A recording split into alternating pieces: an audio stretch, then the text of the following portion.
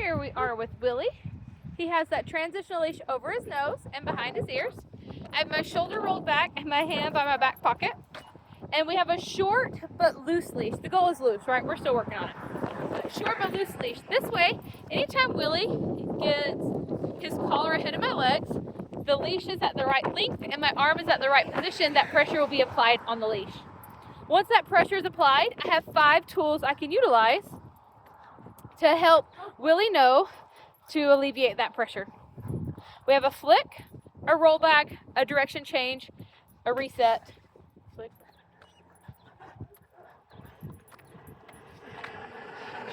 and zigzags. Sorry, I was thinking if I'd shown you them yet. And zigzags.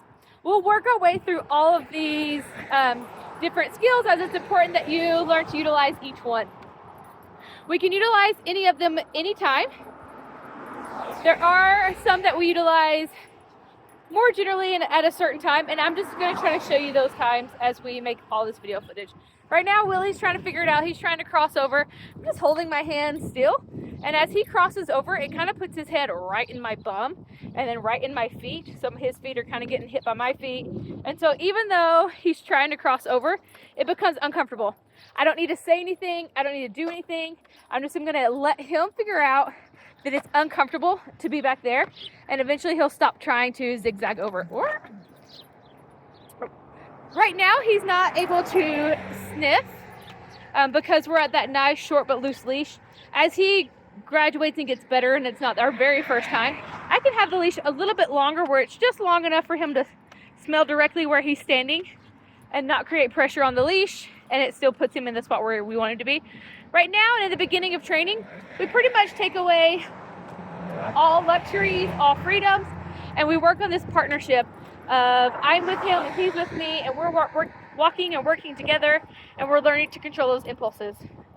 And that's what our training program is all about, is controlling impulses so that we can be a fun family together. I have some horses actually walking up to me right now, so we'll see how Willie handles that, or if he even notices. Oh, he definitely notices. He's creating pressure, so I'm just going to give a little flick. He's not sure how he feels about it. That was good. I'm going to add some zigzags and flicks to this. So zigzags, I'm literally zigging and zagging, walking back and forth. I'm just not creating a straight line so that Willie has to learn to focus on me. I couple that in with some flicks because I don't want to be creating constant pressure. I just want to be flick, flick, even though I'm zigzagging, and I want him to pay attention to me, and I'm going to zag right into him, and he's got to watch out for me. I don't want there to be constant pressure on that leash. I want him to feel the reward of having no pressure on that leash so that he wants that more and more. So that as we're walking, he enjoys that nice loose leash walk as much as I enjoy this nice loose leash walk. As soon as he's not creating pressure, I no longer need to zigzag, I no longer need to flick, and we're just going to walk together. Another one of our tools that we utilize when they're creating pressure, as well as just periodically throughout the walk, is a reset. And that's just where I stop. I lift up the weight of an apple on this leash here, and I just wait for Willie to put his bum down. We've been working on these. We do this before we go, every time we enter in a door and once we get on the other side of the door, because I want doors to be a calm area where he learns to just chill and wait. I also do it when pressure is created on the leash, this tool or other tools, right? I have the 5 to choose from. And I just do this periodically on the walk just to get him used to being calm, cool, and collected. Right now, it's going to take a while for him to put his bum down. That was how it was at the facility, and that's totally fine. Eventually, we're going to get to where every time I stop, Willie stops and he puts his bum down. That's my goal. I want to be able to talk to my neighbor. I want to be able to tie my shoe. I want to be able to check the mail. I want to be able to have a phone call. I want to go to a restaurant and sit down and eat. And I want Willie just to be able to be calm, cool, and collected no matter where we are.